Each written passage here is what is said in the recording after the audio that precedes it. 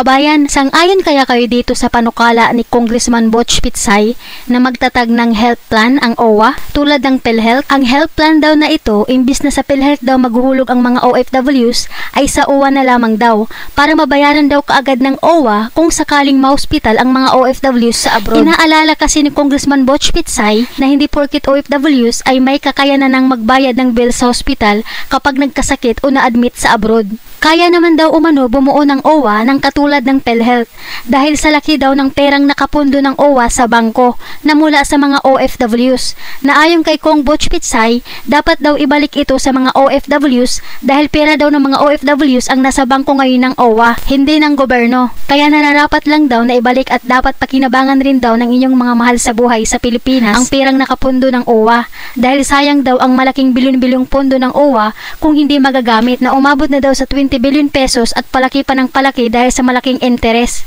Asek, puntahan natin yung OWA. Di ba, bawat alis ng ating mga kababayan ay meron tayong sinacharge na $20, di ba? Hanggang ngayon, $20 pa rin ba? Aside from that, may medical pa na another $25. Now, napupunta naman sa PhilHealth.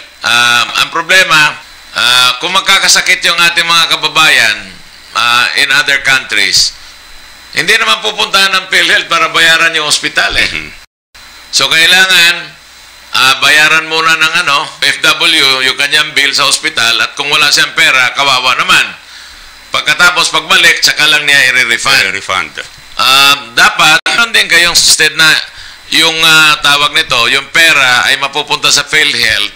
Dapat magkaroon din siguro yung Department of Migrant Workers, lalong-lalo na yung OWA, ng sariling health plan.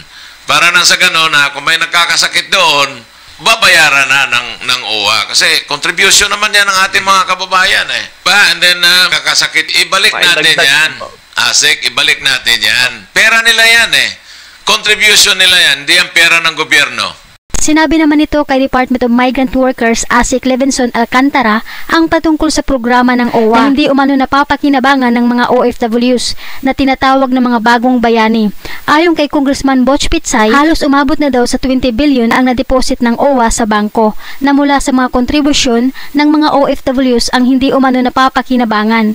Sa dami daw kasi ng programa ng OWA at sa daming OFWs na gusto magnegosyo, hindi daw umano nabibigyan ng tulong. Ang laki naman daw sana ng pera ng OWA na nakatingga lamang ngayon sa bangko na halos tumubo ng 400 million kada taon. Palaki daw ng palaki ang pera ng OWA na hindi naman daw nakakatulong sa mga OFWs na tinatawag na mga bagong bayani.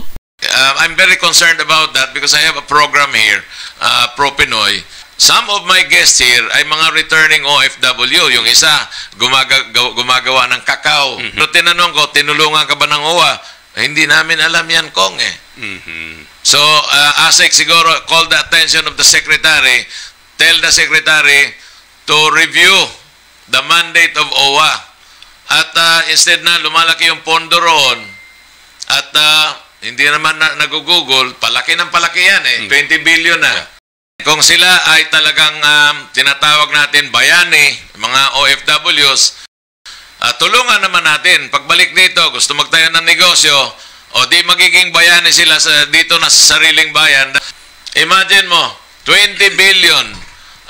Kung sa interest lang yan, let's say 2%, magkano yan a year? That's 400 million a year.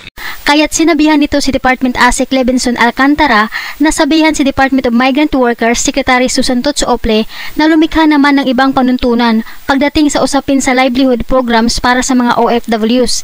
Hindi business usual. Dapat daw magkaroon ng pagbabago sa OWA. Your department can make a difference. Yes. Hindi yung business as usual. Maganda ang panukala ni Congressman Butch Pitsay na kung OFW ka at gusto mo nang mag-for good sa Pilipinas at magnegosyo, tutulungan ka sana ng OWA. Kaso ang kadalasan kasi sa mga reklamo ng mga OFWs, hindi umano sila nakakakuha ng tulong sa OWA dahil sa napakadaming dokumentong hahanapin na para daw dadaan pa sa butas ng karayom. Ikaw kabayan, ano ang masasabi mo? Payag ka ba sa naging suwestyon ni Congressman Butch Pitsay? Pakikomento ang iyong saloobin patungkol sa bagay na ito. Salamat at mag-ingat po kayo palagi.